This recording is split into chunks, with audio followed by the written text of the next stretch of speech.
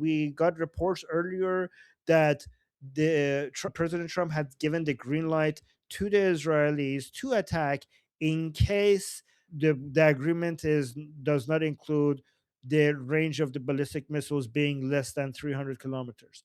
So that green light might suggest that Americans might agree to a deal that doesn't include the ballistic missiles, but then at the same time allow the Israelis to do whatever they want with the Islamic Republic once they sign that agreement.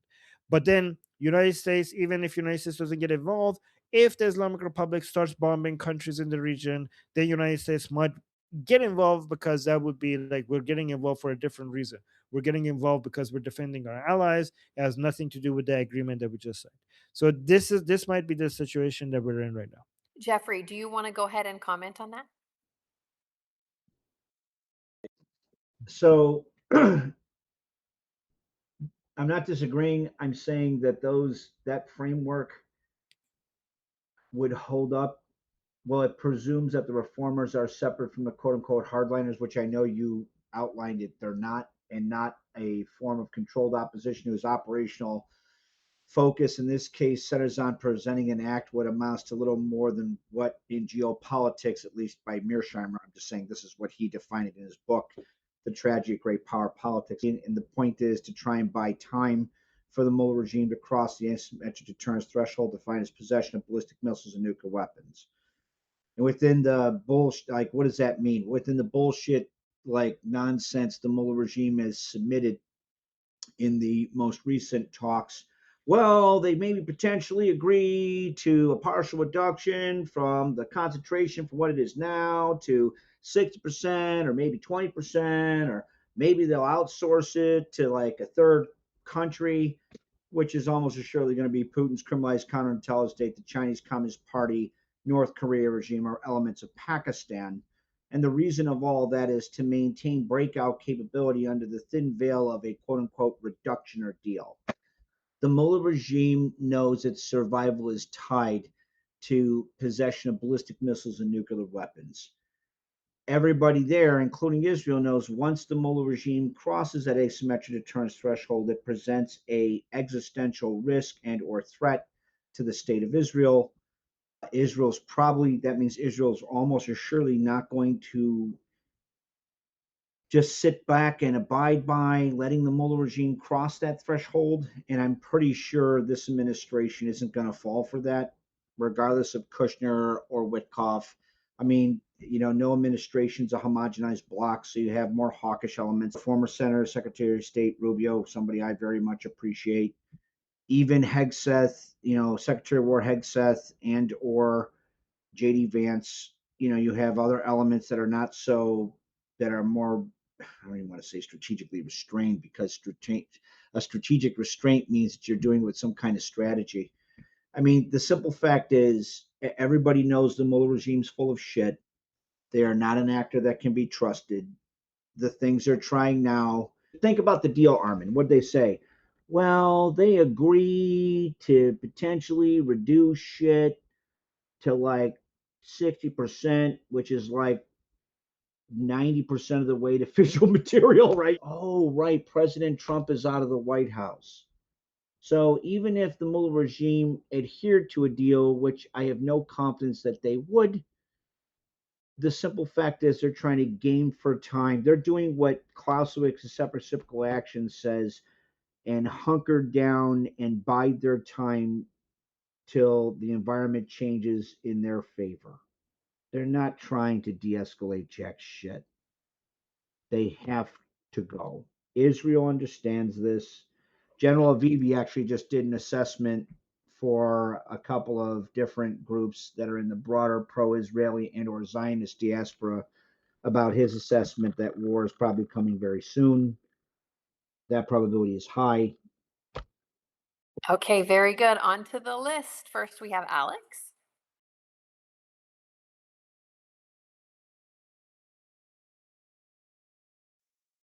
Alex, I see him in the room. I'm in the room. Okay. Hello, everyone. Armin, I just want to say thank you so much for facilitating and being part of the stream and also and part of this discussion. I just wanted to ask you, because you mentioned on the stream, what would life be like for an average Iranian post regime, like their day to day and such as? But we're in Iran, and how many years after the revolution? That depend. It Um, really does you, depend. you can you can be as broad or as specific as you want, but let's just say starting like this year that the regime falls and going forward. Right. So one thing I think that we're going to see a lot, I think there's going to be 47 years worth of partying that the Iranian people did not have the chance to express themselves. Being like, I think a lot of people are going to be eager to not just celebrate their freedom, but also celebrate each other in the most patriotic way. I think the level of joy and happiness that Iranian people are going to feel because the Islamic Republic has fallen is going to be so hard to express with words that it only will be able to like express itself through endless partying and dancing and concert and music festivals, back to back music festivals and celebrations and stuff like that. I imagine a lot of dancing, a lot of partying, a lot of congratulations. And I think a lot of Iranian people are going to come together and celebrate each other and value each other. I think there's going to be a huge sense of unity, a sense of love, a sense of achievement of something that seemed unachievable. I think people are going to love each other a lot more as Iranians and celebrate each other as Iranians a lot more. So there's going to be a huge sense of hope for the future, a huge sense of duty to continue protecting Iran against the upcoming threats now that we're a country. A lot of people are going to be eager to prove that they were right about how great Iran is going to be after the fall of Islamic Republic, and because they want to prove it, they want to be part of it, they want to be part of the solution. There's going to be a huge sense of the need for contribution now that the country, it has a government that reflects the people. A lot of people think that it's their patriotic duty to contribute.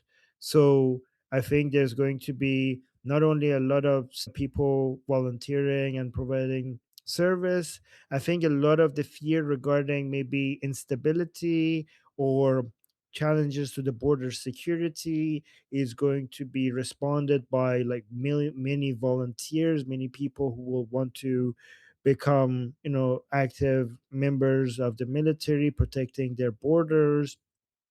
And because it's like a dream come true that you have to keep pinching yourself to see if it's actually happening.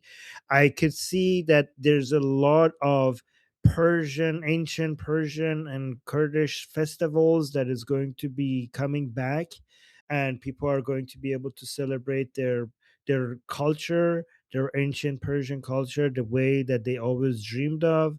A lot of Iranians always are sometimes are jealous of Tajikistan because they celebrate our culture better than we do, because the government there actually funds them and endorses that. So that is going to be very interesting to see. On the political side, there's going to be a lot of political engagement in the first year regarding writing the first referendum that we're going to be having to choose whether or not we're going to be a constitutional monarchy or not. Then, when it comes to writing the constitution, electing the people who are going to write the constitution, that is going to be a big, big.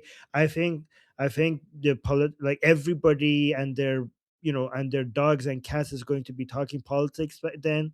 So just imagine the way I want you guys to imagine what's going to happen in Iran in regards to the political side is, how Americans value and talk about their founding fathers and the writing of their constitution. Imagine if you had social media when that was happening and 24-hour news, and everybody was basically discussing every single detail of that while it was happening, right? So just imagine the founding of America, but now with real-time coverage and everything being recorded and everything being discussed on social media. So that's like such an historical moment, but in front of all our eyes. And I do want to invite the whole world to watch this, because it's only, you don't get the opportunity to see a country, basically build its foundations and its constitution. These are the things that you read in history books, but you don't get to observe it happening in real time as it's happening. So I think this shouldn't just be an Iranian event. I think this should be like, this is an event that everybody should be following, because you're not going to get the opportunity to experience something like this happening in real time when it does happen. And in a good way is three actually events. Is when Princess of Pahlavi comes back to Iran. I think that's going to be a moment that like people are going to be counting down to, when and tracking his plane coming back to Iran. And basically everybody's going to look at the estimated arrival time, when it's going to be a touchdown, when he actually steps off the plane, everyone's going to be cheering.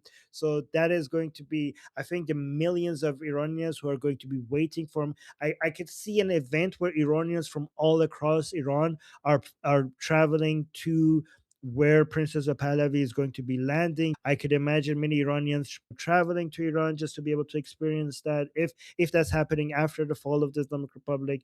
So that's one event that's going to turn into a huge celebration. The second event that is going to become a huge celebration all over Iran is the return of the previous Shah, his body, right? So Muhammad Reza Shah's body is not inside Iran, and he has to come home. It's not just his son that has to come home, his father has to also come home. So the previous Shah's body needs to come back home as well. So that the day that he comes back home is going to be a major day of celebration.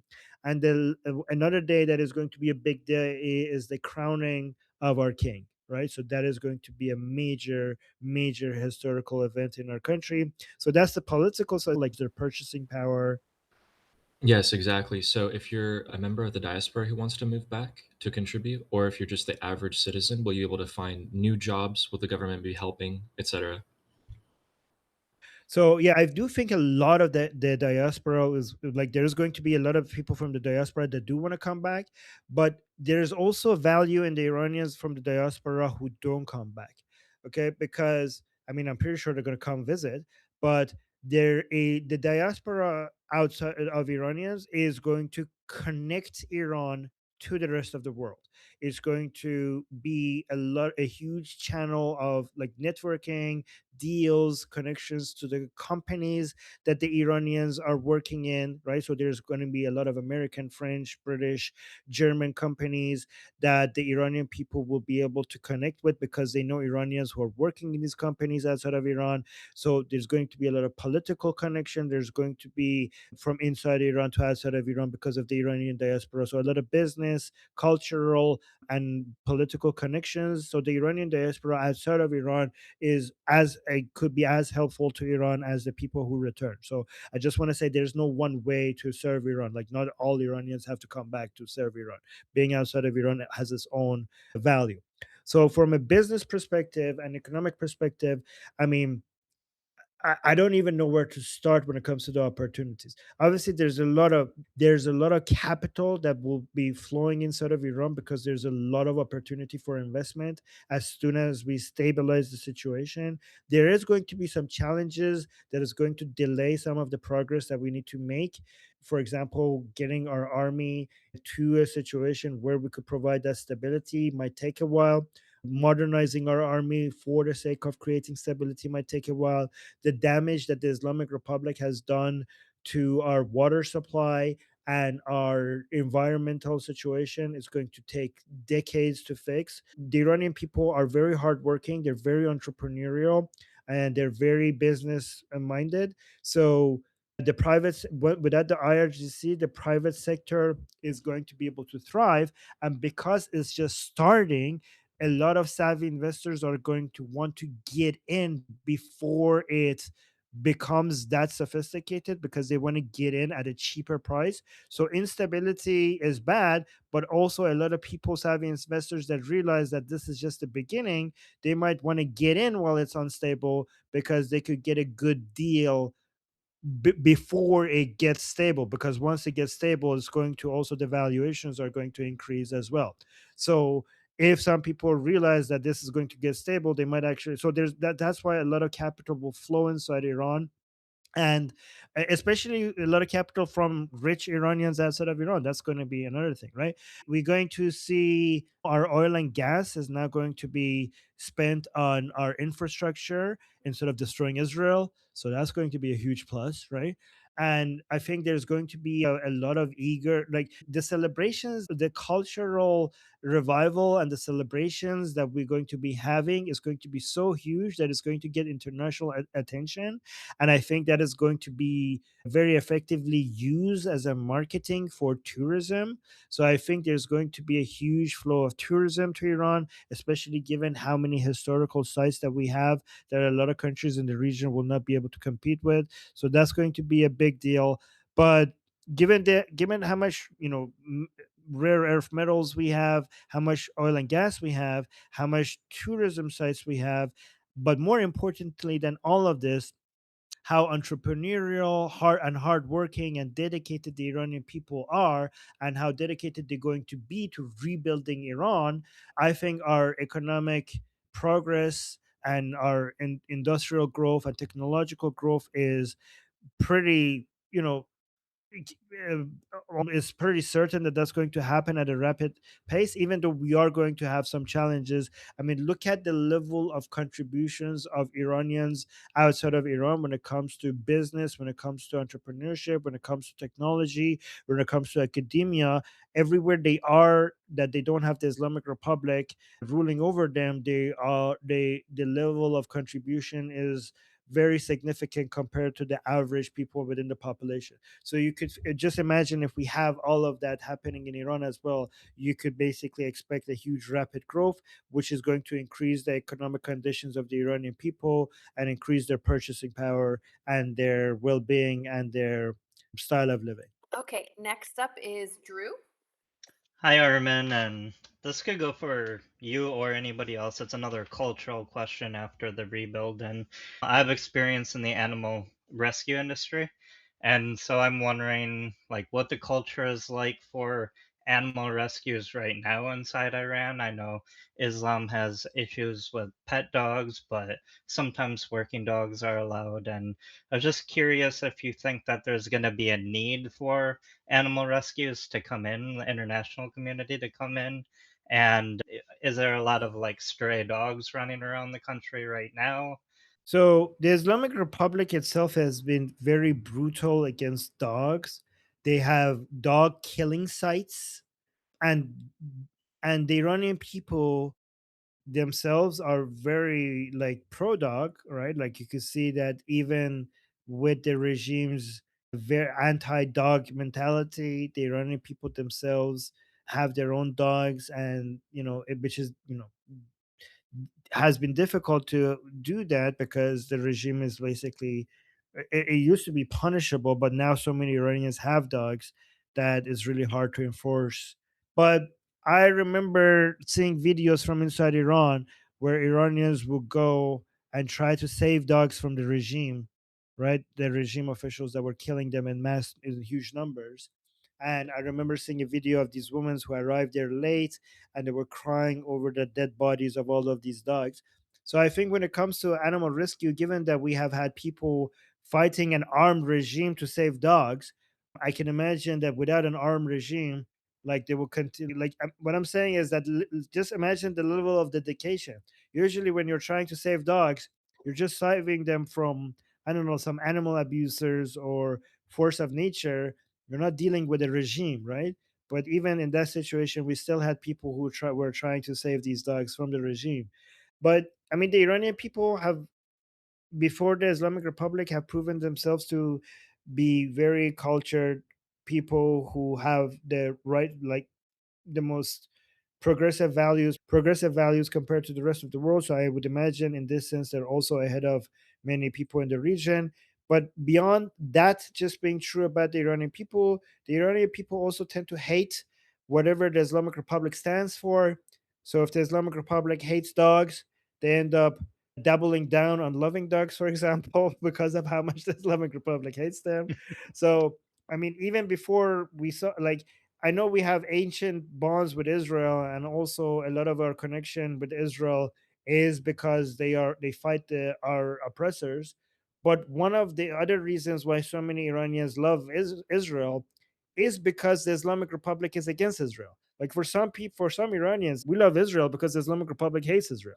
So you can imagine how much some people might end up doubling down on their love for dogs just because Islam hate, not just the Islamic Republic, Islam hates dogs. So if Islam hates dogs, then as an anti-Islamic person, I'm going to love dogs even more than it's than it's normal. You know what I mean? Like I'm not kidding. This is how some people think. I mean, and it's justified. We think like Islam is shit. So what they hate, we should love, right? Does that answer your question, Drew? Yeah, that was actually perfect. Thank you. Yeah, you're welcome. A little girl in the Los Angeles protest had a sign about the dogs of Iran. Did anyone see it? It was really cute. Oh yeah, free dogs in Iran, and then it had a heart. So sweet. So even the kids are ready for dogs to be back in Iran. Next, we have a question from the chat. The question is, met some Kurds in my home country, and their leader was rather skeptical concerning Pahlavi. I want to convince them to support him. Would they get some partial autonomy like in Erbil? Will the new Iran be more decentralized like Switzerland or more centralized like France? All right, so here's a question to ask somebody who wants autonomy for Kurdish people in two questions. First of all, is that what the Kurdish Iranian want? Like, is that what they want? Do Kurdish Iranians see themselves as separate from the rest of Iran? Why should we give something to Iranians, Kurdish Iranians, when it's not something they want? Not only it's not something they want, they're aggressively against it. Okay, the Kurdish Iranians are patriotic Iranians who see themselves as one with the rest of Iran, and they see themselves as Iranian first and Kurdish second, right? Question number two: why would we need autonomy for Kurdish Iranians when everybody's rights are being respected? If every Kurdish Iranian has equal individual rights and equal opportunity compared to all other Iranians, then why would they want to be autonomous? In fact, the Iran project is going to be such a successful, growing, prosperous project that you want to be more like everybody should be eager to be part of it rather than being more separate from it. What do they get from autonomy? If you want autonomy, usually you want autonomy because somebody is oppressing you. If we have a secular democratic country with every citizen's rights is being fully respected, then why would you want to be separate? It doesn't make any sense, right? So asking that, and again, please, like people, just because you have experienced Kurdish people in Iraq or Syria and Turkey, don't assume thing about Kurdish. Don't try to come up with solutions to what Kurdish Iranians want while assuming. Don't try to come up with solutions assuming what they want, because the Kurdish Iranians went out in the streets and shouted Javid Shah and Pahlavi will return, not to separate Kurdistan from the rest of Iran. In fact, this will hurt the Kurdish people because an autonomy for Kurdistan means an isolated Kurdistan that is going to have, I don't know, maybe teaching children like math and science and every other subject in Kurdish rather than in Persian, which is going to isolate them and is going to leave them out, like basically remove them from the labor market and reduce their job opportunities in the rest of the country. Like making Kurdistan into its own autonomous area will mean that whatever is the government of that area is probably going to have Kurdish laws and Kurdish teaching, like teach everything in Kurdish. And it's also going to open the door to cessationist movements growing inside Kurdistan, which is exactly the opposite of what the Kurdish people want. And is basically has no benefit for the Kurdish people, and it's going to take them out of the economic progress and the job availability to the Kurdish children across Iran. What we want is we want to connect Iran together. We don't want to separate it. If you're concerned about too much centralization of power, there are solutions to that from both from a geographical perspective and from a political perspective. So from a political perspective, you could have avoid centralization of power by having a true separations of power between the three branches of the government. So you could actually make that real rather than the fake one that we have under the Islamic Republic. So that's one way to avoid centralization of power. And if you geographically want to reduce centralization of power, you could give more decision making power to the provinces in Iran when it comes to budgeting and spending without actually going through to full autonomy. So you could give more decision power, reduce some decision making power from the central government and give more to provinces. This should be based on geographical, decentralization of power and not an ethnic one, right? So this has nothing to do with you being Kurd or you being Bakhtiari or Gileki. This is more based on geography so that everywhere has its own decision making power, not because you're Kurdish or Baluchi, but because this area of Iran as a geography needs to be able to have more decision making power. We don't want to make this separate each other based on ethnic lines, but obviously each geographic area needs to be able to make its own decisions separate from without it being dictated from the central government.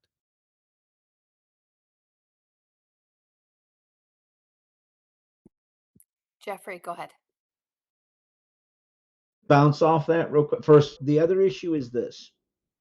So I can understand, given how Kurds, a lot of the stuff that they've suffered, why they may see autonomy as a solution to not having those kinds of problems. Here's the problem, though.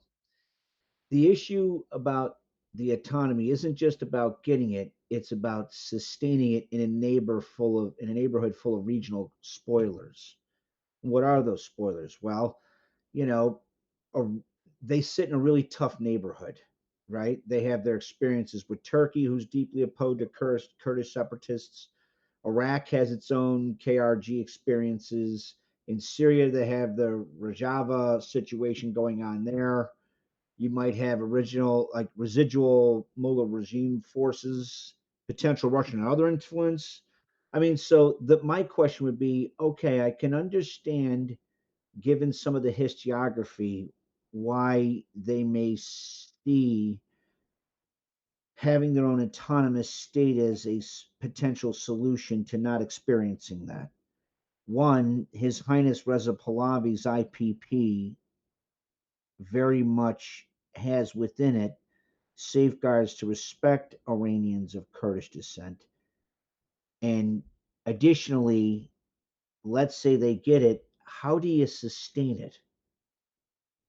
Right? I mean, that's another question I would ask. Okay, let's say you get it. How do you sustain it in this neighborhood that's full of a lot of monsters ready to gobble you up? Like Turkey doesn't wanted to grab the Kurdish areas next to Turkey and Iraq because they wanted the oil. I mean, like, how do you sustain it? At this, that would be a question that would immediately come to mind for me anyway.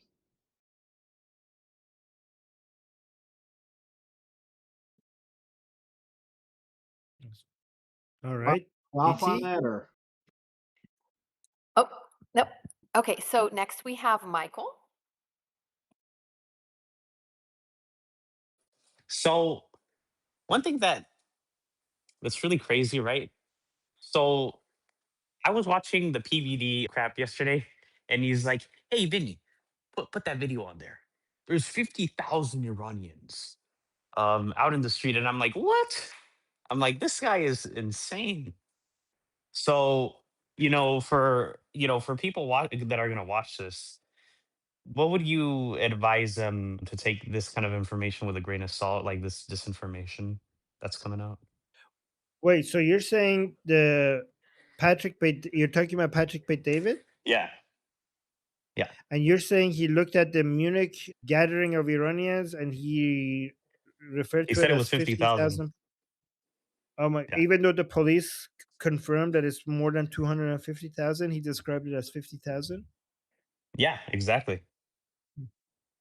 He might be trying to cause butthurt on purpose to bring views. I mean, he does, like, he might be seeing me, he might be getting like a lot of hate watchers. So it might be because of that. And maybe he noticed that if he pokes at these people, that's going to get a lot more attention. Maybe that's the reason. Is that Right. But what possible? would you advise? What would you advise the people listening, getting all this misinformation, saying that? I mean, we have a police report, which is Yeah, usually yeah, an underestimate anyway. So, like, it doesn't get any more credible than the police report from the city itself, right? So correct. this is easy. We're just like, look, there's the police from the city says it's more than 250,000. Right. So there, Because yeah. your average American, they'll just look at the headlines, but they won't actually read the entire article. So, like, some of these people, like some of the news outlets will write, "Oh, Iran is says that they're making good progress on talks," but then you read more of it, and it's just like there's just a bunch of disagreements with one side and the other. I mean, maybe like the idea that they're making good progress on the talks between United States and the Islamic Republic, if that is by design to keep the Islamic Republic somewhat hopeful before they attack, I mean, let that idea get out there. I mean, I mean, if the attack is inevitable, then we will find like there's not much that needs to be done. People will find out sooner or later, right? So we'll just have to let it happen, and then everybody will wake up. No need to clarify that. Every will be headline news everywhere in the world. Okay, Mr. Gary, sir. I can you hear me okay?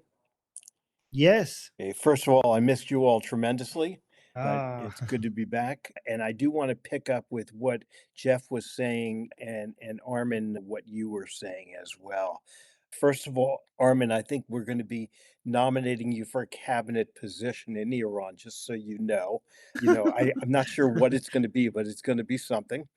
But let me just cone out a little bit here. So Munich was a very, very meaningful event, not the least of which is because of the recognition that the KRG got from the international community as an independent Kurdish power broker nation that's very positive. That was a very subtle highlight that came out of that meeting. The Iraqi Kurds, as you were pointing out, Armin, they've had a lot to be fearful of. And if our invasion of Iraq accomplished only two things beside the cleaning up of Al Tawaitha, it freed the Kurds to live their lives in the most arable part of Iraq. And now they have a population center of 35 million human beings living in the most arable part of Iraq. They've now allowed all the Syrians from northeast Syria to come on in, join the party, live in Iraq, because now is not the time to start feeding the state of Syria to the Turks. The Iranian regime's carcass is not even dead yet. And the Saudis and the Turks are already sharpening their backstabbing knives. So, where I'm going with this is that I agree with what you're saying. There is no point to Iranian Kurds establishing an independent state and then having to sustain it. That becomes self defeating. It's exhausting. It would be exhausting doing that. Instead, allow Northern Iraq at next year's Munich conference to be declared and accepted as an independent nation that wants to interact with free peoples within the Middle East and Central Asia. Okay. What you're seeing is from India to Tajikistan, to Uzbekistan, to Turkmenistan, to Kazakhstan, to the Caspian Sea, to Azerbaijan, to Armenia, to the new nation of Kurdistan, and then the free country of Iran, and then Israel. You are now seeing an entire network of non brutal dictatorships cooperating or at least competing economically in a sustainable fashion. Iran is going to be a powerhouse as soon as we get rid of all of the sanctions on them. We're going to help them in every possible way that we can to become a really thriving nation. And the diaspora, as you pointed out here in the United States and in Europe, is only going to help investment flow into Iran. This is going to snuff out all of this bridge from Israel to the Caspian Sea over to India is going to be a wet blanket on the backstabbing fire that the Turks and the Saudis will try to conjure up. I hear the optimism in your voices, and I have to tell you, I really see very, very soon actions happening before June 15th, before the desert hot season starts up in the Central Plateau.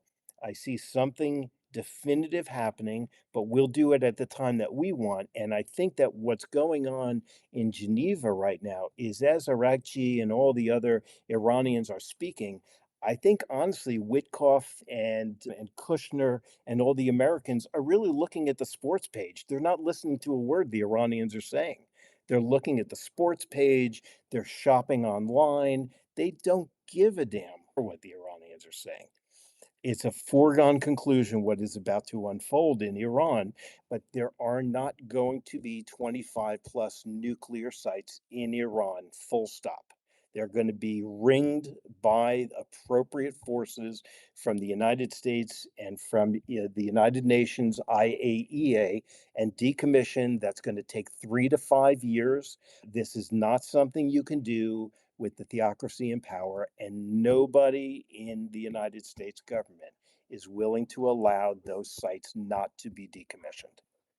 As soon as it became clear that US CENTCOM forces were massing in a ring of fire, if you'll excuse the expression, around Iran rather than around Israel, as this anaconda is now squeezing Iran, the first thing that Saudi Arabia started doing was mouthing off about, yeah, you know what, we're going to talk to the Russians, we're going to talk to the Chinese, and we're not joining the Abraham Accords. Fine. His petrodollars and the economic crunch that he will be facing within the next 7 to 10 years is a fact of life.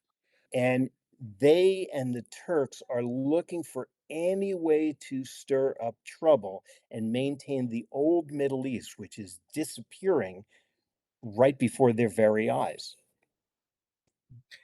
Gary, I have a question. There's a lot of trade routes that was supposed that would naturally would have went through Iran if it Yes. wasn't because of the Islamic Republic.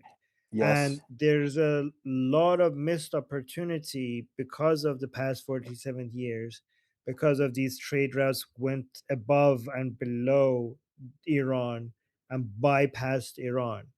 Are those lost forever, or as soon as the Islamic Republic falls, are we going to see the Mm-mm. those trade routes going through Iran? As soon as Ayatollah Khamenei's plane lands in Moscow or Beijing, wherever it's going to land, and as soon as they're all out of there, that is going to open up Iran very, very rapidly, I believe, to inclusion and becoming once again that main route for travel. Mm. I think That's Iran going is to going to be thrive. uh, that's so nice to hear. I think like when I was listing the reasons why Iran is going to thrive, one of them that was missing is all of these trade routes, these economic corridors that are naturally are supposed to go through Iran. That is also going to bring a lot of wealth towards in Iran as well. Essentially, the possibility exists that one day you will be able to drive your car without having a Blackwater contingency with you. You'll be able to drive from Tel Aviv all the way to Baghdad and then from Baghdad into Iran.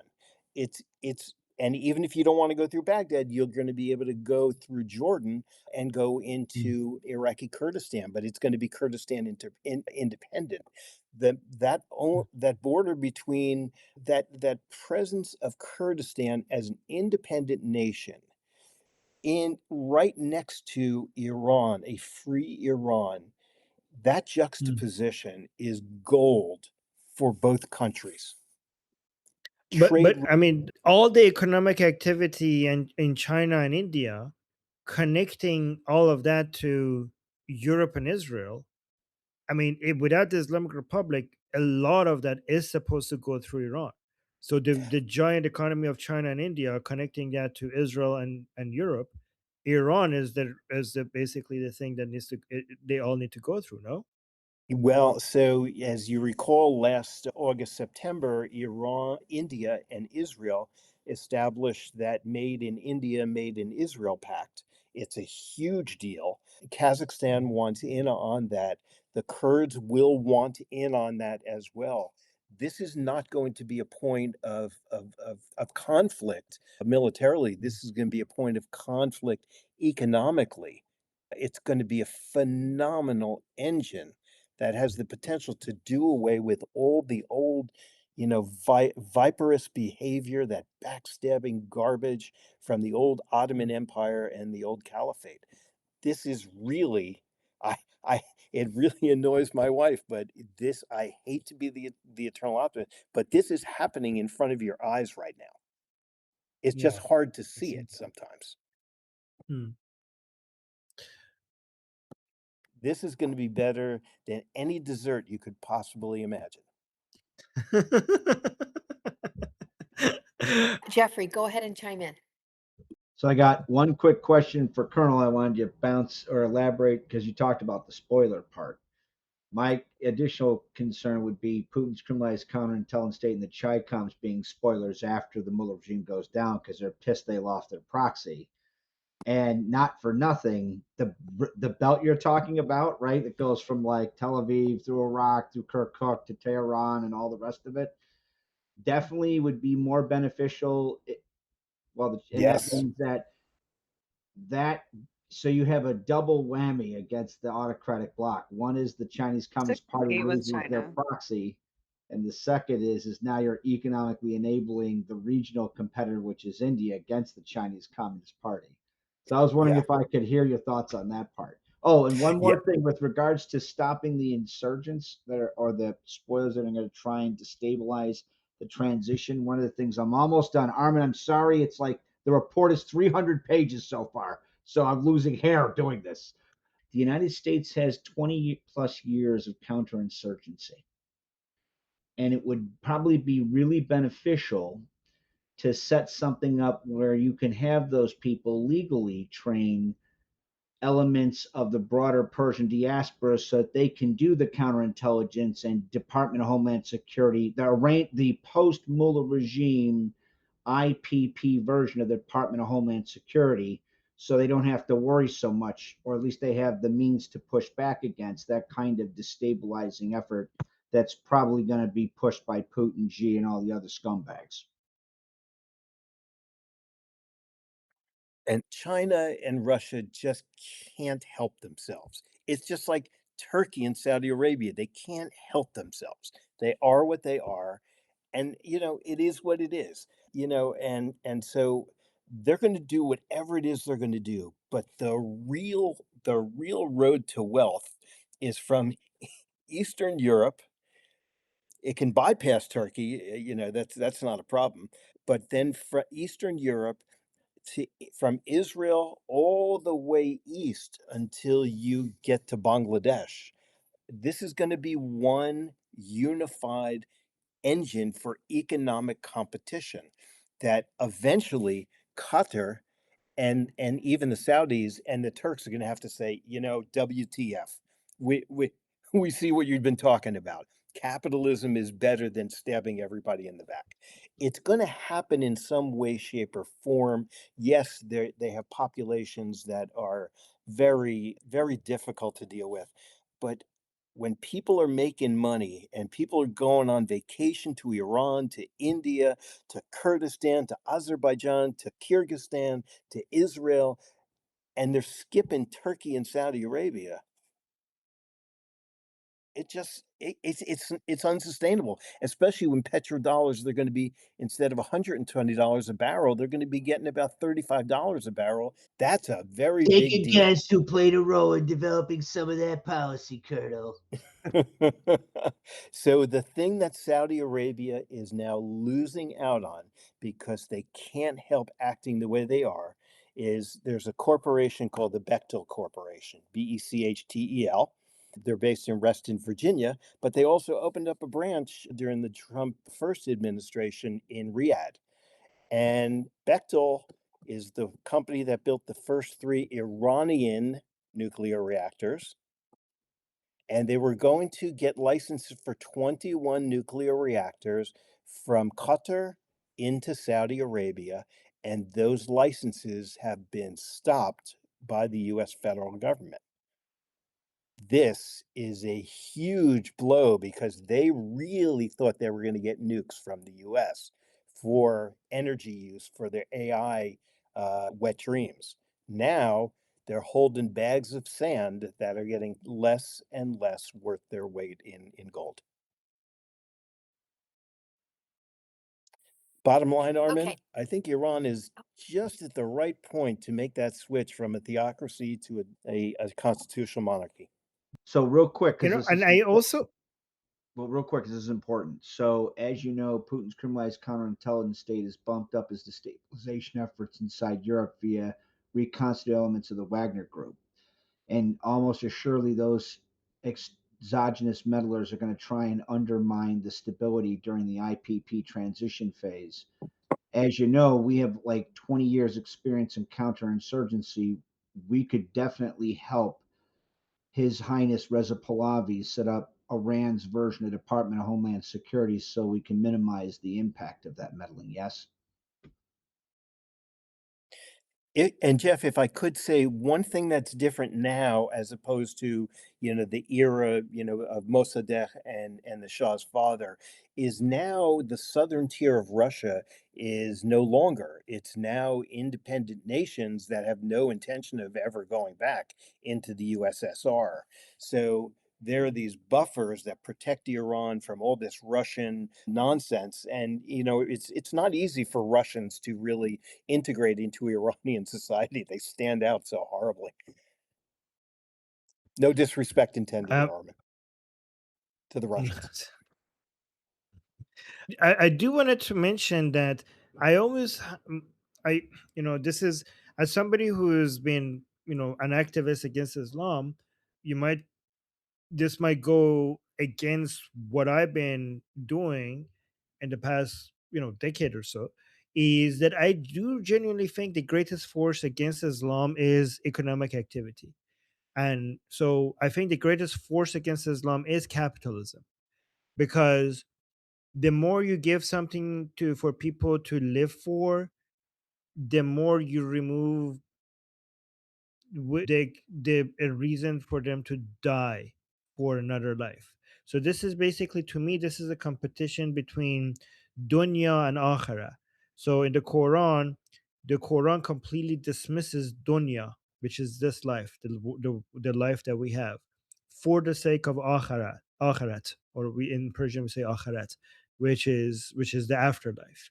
And it always dismisses this world as a delusion, something not worth living for, something not worth fighting for, something not worth making an effort for. This is just a temporary place, that it's all just a game, that your entire focus should be on building your afterlife, because that is eternal.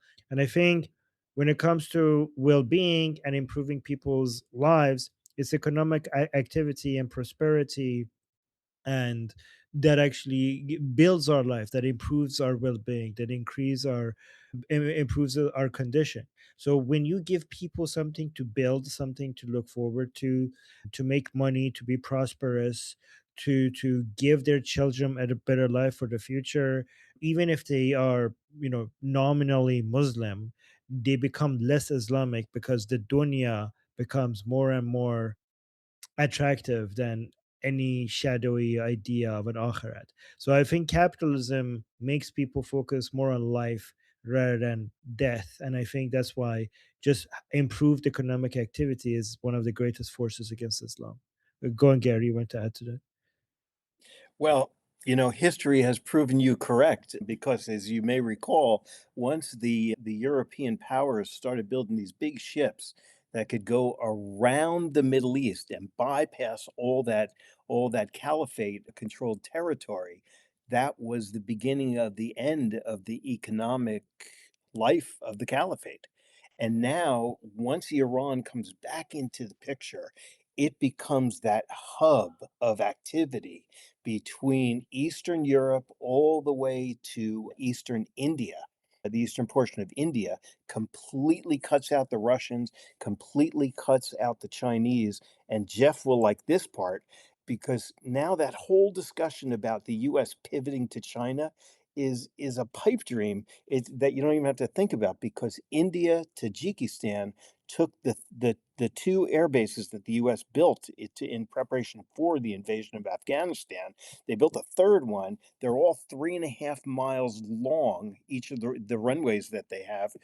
They can be in China in about 6.5 minutes. Who needs to put boats around China? You've got the entire western flank where China is building up its military and nuclear capabilities 7 minutes away from a B-2 bomber flying over their airspace, which, God willing, will never have to happen. But this economic cooperation, in my Substack, I call it that crescent from Israel to India.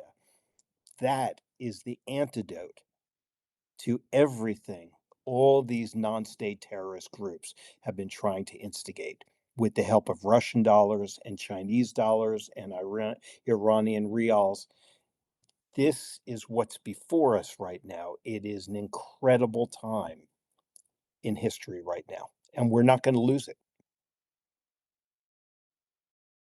Okay, next we have Steph.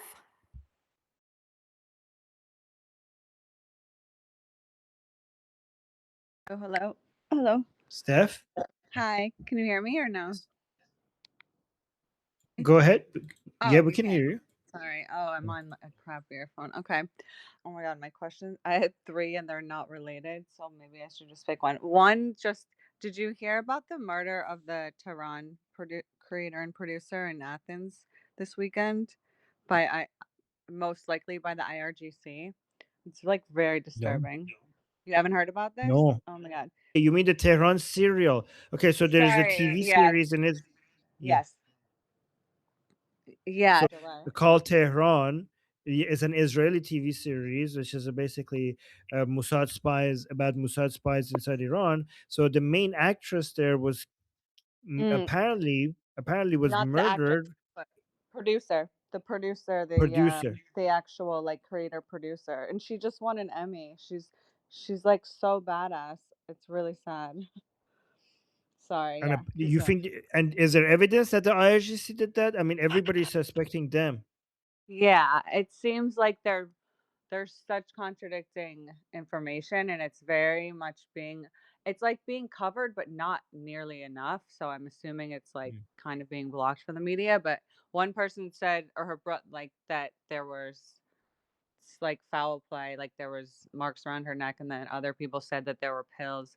I highly It's so suspicious that like she was there filming the fourth season of Tehran in Athens, which is where they've been filming, and it's everyone thinks it's IRGC. So I was just wondering if you heard anything about it in the Iranian spheres.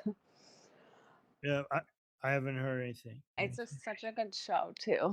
They got the stupid, now I call them Palestine people, made it get blocked in America for like a year and a half, and they just re-released it on Apple TV. But anyways, so that happened.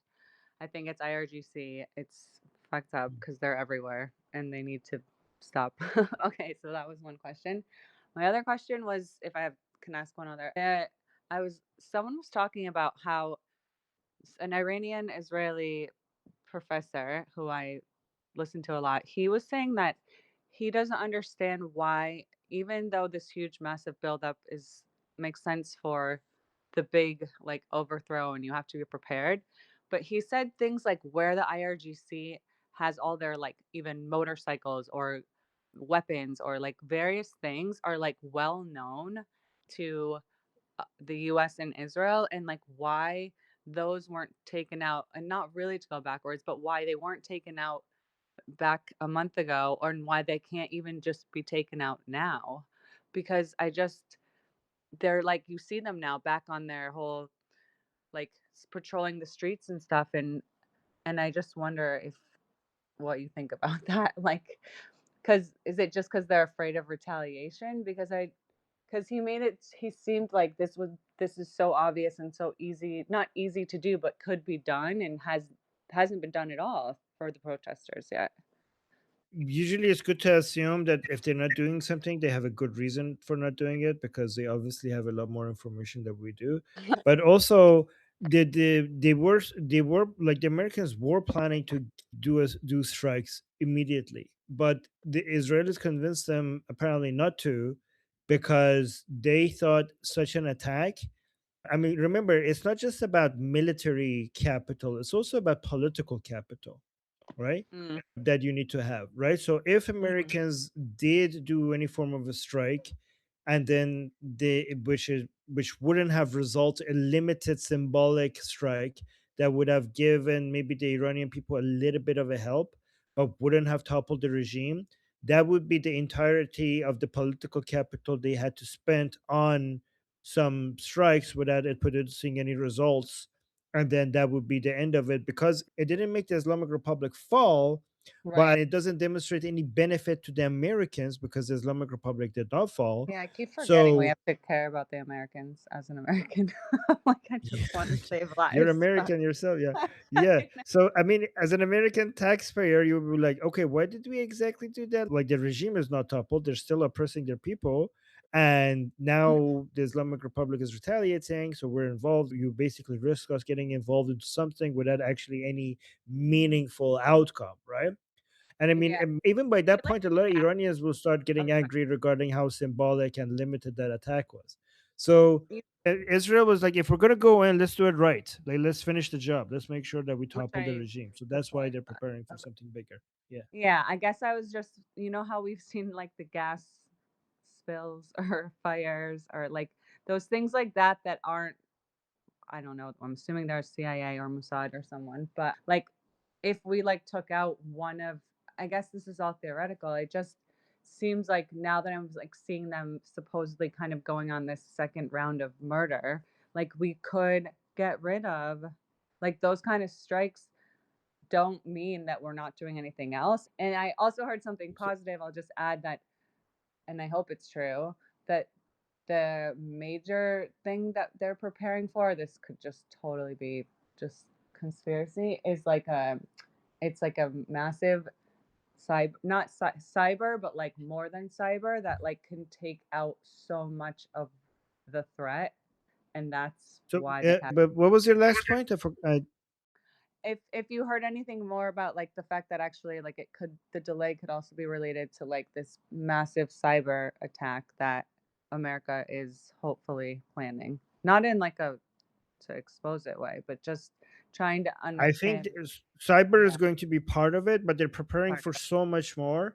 And it. they don't want to give the Islamic Republic the impression that there's no room for negotiation, because the Islamic Republic might want to start the war earlier if they realize that there's no way out of this. And that would reduce like the ability for the United States to start the war with full preparation. So basically, doing anything earlier would basically mean that the war will, like, because it's not that you could just do a limited strike and then sit back and then nothing happens. A limited strike means that maybe the Islamic Republic will basically start the full scale war, which then will basically, it starts a chain reaction that everything will just get started, and then the 11 countries that I mentioned in the region are not yet ready to be defended. Okay, next we have Aymeric. Aymeric? Yes, do you hear me? Yes. Okay, so glad to be here. Thank you for hosting this. So I'm French Iranian. I'm training in medical school to become a doctor.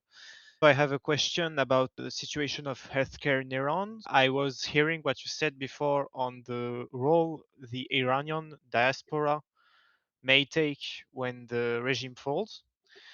And I was wondering, like, for someone like me who would like to help, what would be the better position for me between re-immigrate and taking part in rebuilding the healthcare system with the Iranians, or should I stay in the West where I was trained and develop, how can I say it, cooperation between European countries, Western countries, and Iran? Okay. First of all, the way you're speaking seems like you have not a, you're for you, like, what about your own preferences? Like, is that not at all part of the equation, like where you prefer to live? Like, S- So I I'm just haven't. really impressed by how dedicated you, and you just seem so dedicated to just do the most useful thing, as if like you yourself has no, like, your decisions, your priorities doesn't matter at all. Like, what about yourself? Well, I haven't have planned my life after finishing my doctorate, so Okay. I'm willing to do so I'm willing to adapt, So Wow. it may evolve with the evolution I'm going through with my studies, but I, thank you. I really. So what's your opinion on this? Is How good is your Persian? bad. I train a lot, but it's difficult to take time to study the language, and I still have a lot to do, and I still have to learn the medical vocabulary in Persian. Is And is it possible for you to have one foot in Iran and one foot in France and just keep going and basically being the bridge between the two, like the medical community between Iran and France, like being like somebody that goes to France and brings doctors and nurses to. So, for example, my father is a heart surgeon, right? And he's inside Iran, right? So one thing he does, he takes his entire staff from Iran and he basically takes them to other countries to observe the different methods that people do, the protocols that they have. So he doesn't just teach them, he takes in his entire nurse group, his entire, like, I don't know, the other people who will do different things in the surgery room. He takes the entire crew with him to different countries, and they participate in like surgeries, and they observe and they take notes, and they go back to Iran, and then he does joint, I don't know, whatever. I mean, I don't know the technical things with joint surgeries or stuff, but like he invites people from other countries to inside Iran to observe something that they're doing inside Iran, or to watch them do it, and then other people will be there to ask questions, take notes. So there's a lot of joint, upper, like, surgeries and stuff that he does with doctors from other countries, just not just for his own training, but also for to train a whole new generation of surgeons that follow his model and are inspired by him. So he's like, there's a lot of activities like that. Like, would you be able to maybe do something like that, like where you be the bridge between Iran and other countries and basically connect the medical staff, and when it comes to training and protocols and observe. I mean, by the way, the Iranian medical community is very advanced because of the universities that Muhammad Reza Shah built. So, for example, my father has been responsible for some really, like, a lot of new techniques when it comes to heart surgery that has been new, not in Iran but in the world. Because he was educated in Shiraz University, made by the Shah originally. So the Iranian medical community is very advanced based on because of all the investments that the Shah has made to Iran. So it's not like you're going to be starting from the ground, like from zero. There's a lot to work with there. But this is something that is more technical. I think instead of deciding one of these options, you have to go there, and this is something that you will realize after you get involved with the medical community there, and do trial and error, and you look at different options there. You look at other people who have been doing similar projects even before the fall of the Islamic Republic, when it comes to bridging the Iranian medical community with the rest of the world. You go and meet the people who have the similar background as you inside Iran, and look at what they're doing, and people who are working there, and look at their working situation.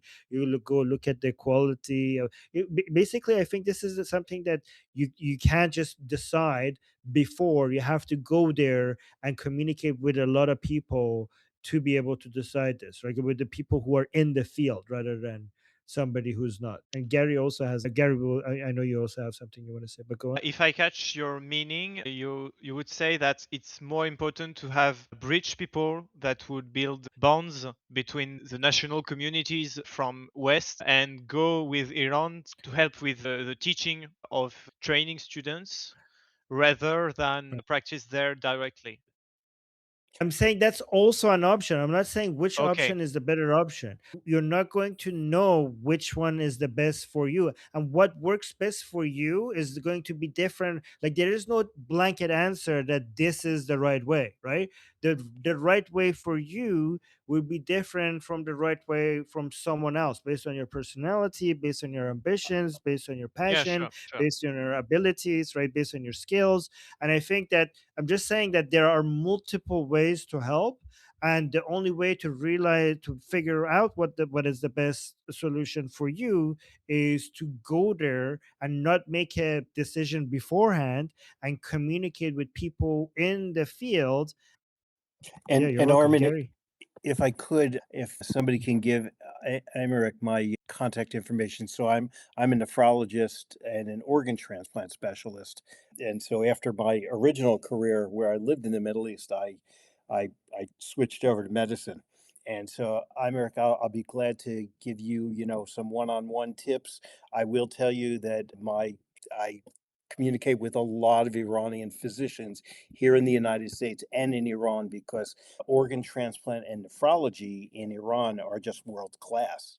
So, there's so many possibilities for you, and it's part of my responsibility as a mentor this late in my career to open up doorways for you, and I'd be glad to do that. Okay.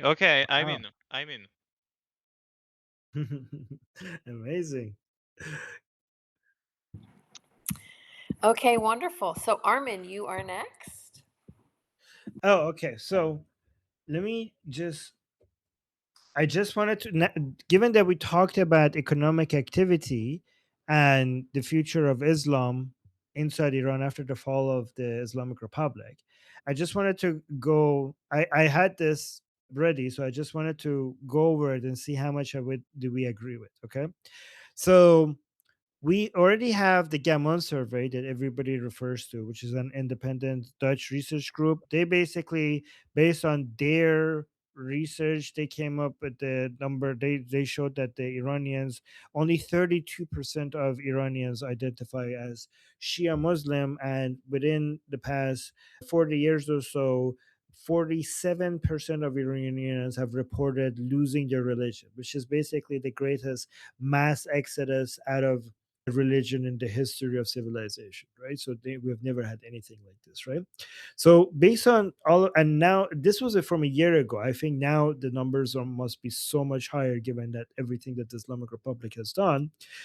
All of this suggests that the fall of the regime is not something that is going to cause secularization. It's going to reveal it. A lot of people think that Iran is going to become more secular because of the fall of the Islamic Republic. It's not going to become more secular. It's going to show how secular the Iranian people are. So it's more of a revelation than something that's going to happen after. In fact, if anything, the fall of the Islamic Republic might slow it down, because the Islamic Republic has been the main reason why people have been becoming more and more, less and less Islamic, and even more anti-Islamic. So without the state enforcing, religious laws, Iran would likely emerge as one of the most secular nations in the Middle East. I actually don't. I think this is like an understatement. I think that Iran is the one of the most secular nations on the planet. I think the Iranian people are so secular, like the value that they have for secularism. I don't think anywhere else matches it. They desperately want secularism. So I think it's actually, I would actually argue when it comes to the people of Iran, the demand for secularism, we are probably number one in the world. I mean, I know like some other countries are secular, but because they have been born in a secular country, they probably don't won't value it as much as the Iranian people. So that's why when it comes to the demand for secularism, I think the Iranian people are number one in the world, right? So a secular democratic Iran would re-enter the SWIFT banking system, right? And also the global oil markets. So that is, along with all the other reasons why we mentioned, this is going to unlock a massive influx of capital. This is going to be an Iranian renaissance, would likely see a pivot towards technology and capitalism and economic growth and all of the good stuff. Iran already has a very highly educated engineer sector and medical sector, as we already discussed. By the way, guys, the reason why the private sector is very weak right now inside Iran is because the IRGC has monopolized many industries. But I think, given a lot of the creative ways that the Iranian people have tried to come up with to be able to have some economic activity while they're competing with the IRGC, which is impossible, has made the entrepreneurial side of the Iranian people even more creative. So you know how Jews managed to now create one of the most powerful countries in the world with the most advanced military and economy. A lot of that comes from hundreds and hundreds of years of having to work with very difficult conditions where the whole world was against them. So that the creativity that they had to come up with to be able to survive in that world made the Jewish people come up with a culture and the strategic mindset that now in this modern world has given them all the opportunities to get ahead of the rest of the world. The ways that the Iranian people had to survive from a business perspective under the IRGC, I think has also made, like, once you basically remove that barrier, there's so much eagerness for business activity without that obstacle in their way, that we're going to see a lot of entrepreneurial activity, right? So all of that, the opportunities that you're going to see unlocked there will even distract so many even more religious minded people away from religion, in my opinion, as we usually see, and focus on making money and providing for their family. I do also want to talk about some other countries because I want to talk about how this is, from a religious perspective, from an Islamic perspective, how this is going to influence Iraq, Lebanon, Saudi Arabia, and Israel. But given that, I'm just going to raise my hand for the next time that this gets back to me, because I think I already talked a lot. But I do want to also talk about the influence that this is going to have on the other countries in the region, but with the focus on Islam. Next, we have Sabina. I had two quick questions. I saw something today about that there's a tradition or custom in Iran, like on the 40th day of mourning, and that has something to do with uprisings that are happening currently, that it's like the 40th day after like previous like massacre, I guess, that happened, and like what that custom was. So it's called the Chelom in Iran. There's a tradition after somebody dies, after 40 days, they have the 40th day memorial for that person. And in Iran, because that's a tradition that we have for many years now, when the Islamic Republic kills people in high numbers, the 40th day memorial, which is the Chelom, turns into an act of revolution itself, because a lot of people come to for the memorial of the fallen, and many people beyond the families of those people would join the memorial and turn that gathering into an act of protest and resistance against the Islamic Republic. So that's what usually happens in the 40th day memorial for the fallen. So because the massacre happened of the Iranian people happened, early January, in different days, these days are the days that are supposed to be the 40th day anniversary of that. So that's why you're seeing a lot of people in this, that you're seeing now more protest activity against the regime happening inside Iran. Okay, so for regards to Masih Ali-Najad, Masih Ali-Najad has proven to be the enemy of the Iranian people by constantly trying to censor their call for Princess of Pahlavi and try to give act to the Americans and other foreigners, other non-Iranians, that she's the voice of the Iranian people. She considers Princess of Pahlavi to be a threat. She sees herself as a competitor to Princess of Pahlavi when it comes to being representing and being the voice of the Iranian people. Even after the Iranian people in the millions came out and give their lives to be able to call Princess of Pahlavi's name in the streets of Iran, she continues to go around and try to speak on their behalf without mentioning his name and even actively censoring those voices. For example, when the Iranian people were protesting inside Iran early January, right before the internet was caught, the immediate thing that everybody noticed was that most of the chants are in support of Princess of Pahlavi and saying Javid Shah and Pahlavi will return.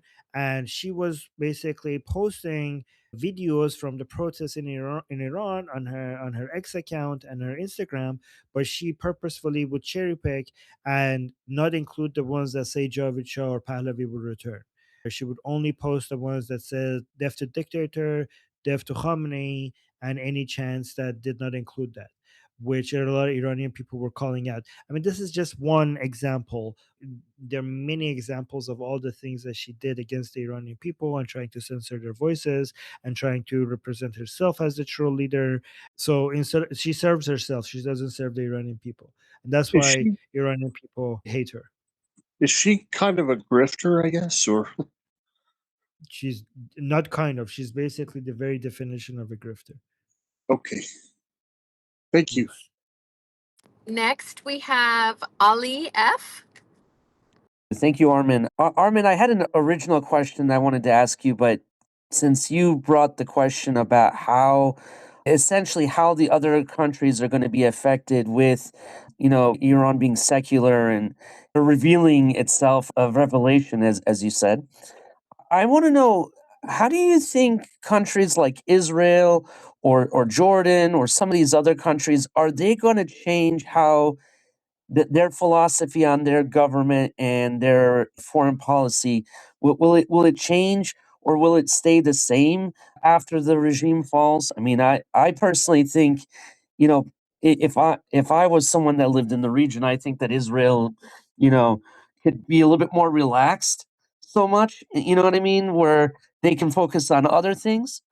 I think they can go back to being a little bit more relaxed. But then again, someone who brought up earlier Patrick McDavid's show, on that show, they talked about even after the regime falls, there's still going to be, as they said, rats in the walls that have to be exterminated. Do you think things will change, or will it stay the same? Like, will their stance on how, they operate will stay the same, essentially? So those are two different questions, right? Sure. I mean, Sure, definitely. I could talk about hours about how this is going to affect Israel, but let me do the short version of it. I mean, almost every anti-Israeli group, any sophisticated anti-Israeli terroristic group, is funded and trained and equipped by the Islamic Republic. So I'm not suggesting that with the fall of the Islamic Republic there is going to be zero threats to Israel, but you could imagine how much less is going to be. Like, honestly, I don't know if Israelis have eh, you know imagine that in their mind. We're talking about a world that that there is very little threats against Israel. Like, Hamas would not be able to do anything that it does without the support. But Hamas would Mhm. not be Hamas without the Islamic Republic. Hezbollah wouldn't even exist without the Islamic Republic. Hashd Shabi wouldn't exist without the Islamic Republic, right? Mm. Kataib, Kataib Hezbollah, the Kataib groups, all of those groups, none of them would be able to exist without the Islamic Republic. So imagine everything, every single threat that comes at the Israel either not existing or being a fraction of the power that they had before. I think the fall of the Islamic Republic is basically the end of the axis of resistance. It will just be small little terrorist groups here and there, but not anything so globally connected and at the network that they have right now. It would be the end of it. But not only that, I think on top of that, we will have the new government in Iran also be fighting the same people who Israel is fighting. You know how we talk about Israel having the same enemies as the United States, and that's why they're so mutually aligned when it comes to military activities, right? Mhm. I think that's going to be the same thing with Iran. So imagine all of that oil and gas that has been spent on building up Hamas and Hezbollah is now going to the same oil and gas is now not only it's going to be cut, not only is going to be cut and not be funding Hamas and Hezbollah, now it's going to be spent on fighting terrorist groups in the region, which are the same enemies of Israel. And I could anticipate, like I could basically, I think that there's going to be a lot of given that they have the same enemies. I think there's going to be a lot of joint military drills between like IDF and the Artesh. So Israel's, I think there's going to be operations like practice operations that the Israel's military and Iran's military are going to have with each other. You know, there's going to be a lot of intelligence sharing between Mossad and Savak. So you're going to get a lot of people are just make the mistake about thinking about the removal of all of that funding towards these terrorist groups, but not that many people think about the addition of all of that funding towards the military, all of that oil and gas going towards the military that would be fighting Israel's enemies as well. So I think the consequences of that is really hard to exaggerate the consequences of that. We're talking about a much more stable Middle East compared to we have what we have right now. Like much more stable. And not only that, that stability is just going to attract, money loves stability, right? Wherever you have stability, capital will just it's like osmosis. Whenever you have stability somewhere, it just sucks in money into that area whenever you create stability.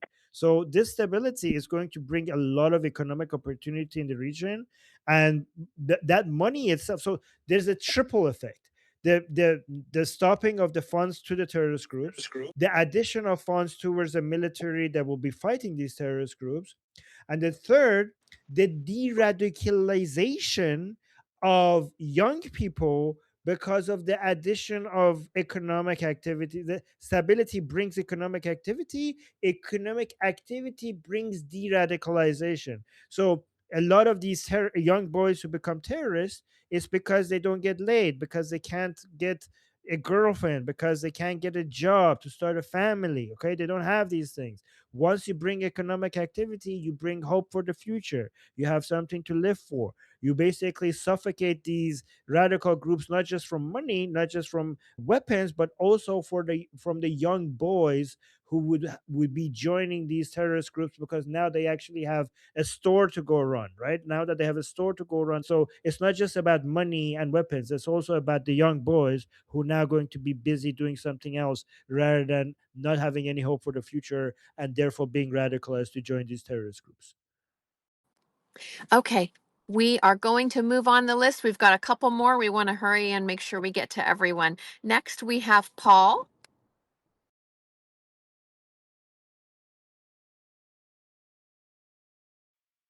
Okay. If you thing I want to remind you, if you take a look at the Yale Silk Road and the One Belt Road Initiative, they follow the same map. Now, I think what y'all are agreeing on is the infrastructure in which this will bring the Middle East out of where it's been. And I believe it also will Yeah, also I'm not bring about. understanding. Yeah, if you want, what you could do is you could write your question in the chat, and then maybe BT, would that be okay? I had a question. It was actually directed more to Jeffrey, but anyone feel free to jump in. So, given that the IRGC basically is adopting the same tactics that Hamas used in the last war, basically the embedding with civilians, looking to maximize civilian casualties for adverse media pressure, the strategy is basically win by not getting obliterated, right? I did see that we deployed several of our assets away from the Pacific, normally basically Taiwan guards and other areas of the world to focus on the Iran Armada. The concern, I just wonder if you could just jump in and see, is if the IRGC can somehow draw this into an extensive conflict, would that make a Taiwan invasion more likely? Is that something that you anticipate could be an issue? Just wanted to get your thoughts.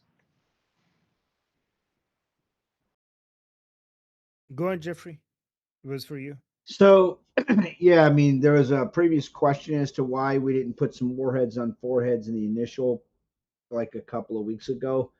And that's because there exists a minimum entrance barrier of targets that would need to be serviced for you to be able to sit there and engage in air a subsequent air campaign. I mean, strategic radar, integrated air and missile defense, C4SR, all this other stuff. The Mullah regime has indeed placed a lot of the headquarters she was talking about. This also applies to your question within non-combatant rich environments that's sometimes called the urban shield strategy. The IRGC and the besieged has moved weapons out of those areas and placed them in other civilian things like hospitals and schools. They actually have co-opted hospitals and schools and turned them into HQs. The other part, this goes to the point you're regarding how, like, members of the autocratic bloc, whether it's Putin's criminalized counterintelligence state, Chinese Communist Party, Mullah regime, North Korean regime, etc., are coordinating their efforts to try and leverage the finite nature of critical munitions like long-range strike munitions. So one of the things we looked at to kind of like offset some of that, and this I can say, is after we use some long range munitions, whether it's tomahawks or, JASMs and all that kind of stuff, is inert munitions, which means you take the explosives out of a bomb, you keep the strapped on GPS kind of guidance system and just turn it into a very large lawn dart. We actually did that in both the first and second Gulf War, and that was to divest the Ba'athist regime from trying to leverage non-combatants as part of like their urban shield strategy or human shields. So those are definitely real issues, to be sure. There's a reason Secretary of War Pete Hegseth put us on a war footing to produce, like, on a crash program to produce critical interceptors and long-range strike munitions. And now you're seeing that in the news in the open. Even with those constraints, and those are some things we obviously have to take into account, which is another reason why we're putting another additional carrier battle group in the area that can service those targets, because now you can use, instead of using more critical long range strike munitions, now you can use, a higher sustained tempo from your aircraft carriers. So concern, yes. Does that mean that the Mullah regime doesn't have to go? No, like, they have to go. That piece has to be taken off the board. Not the least of which is that, again, I would contend a lot of analysts, it's a pretty broad consensus amongst analysts that we're in the opening stages of a high intensity world war anyway.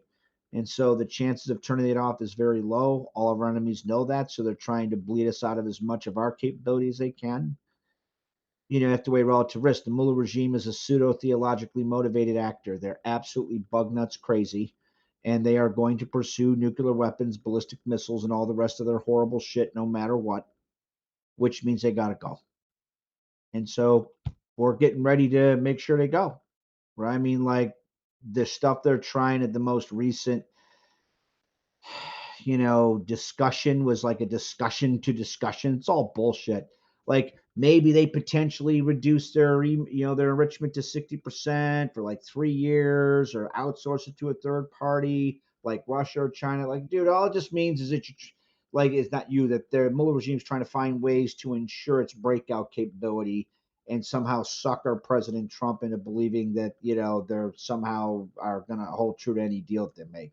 I promise you, President Trump's not a sucker. And I guarantee you there are many within the administration that almost everybody see. So, not saying, I guess, to come back to the point you made, those are real issues that the Mullah regime and or their patron states, Putin's criminalized Chinese Communist Party, are trying to leverage to bump the cost as high as they can. We're also modifying our stuff on the fly to counter their counter, which is why you have a second carrier battle group going into theater.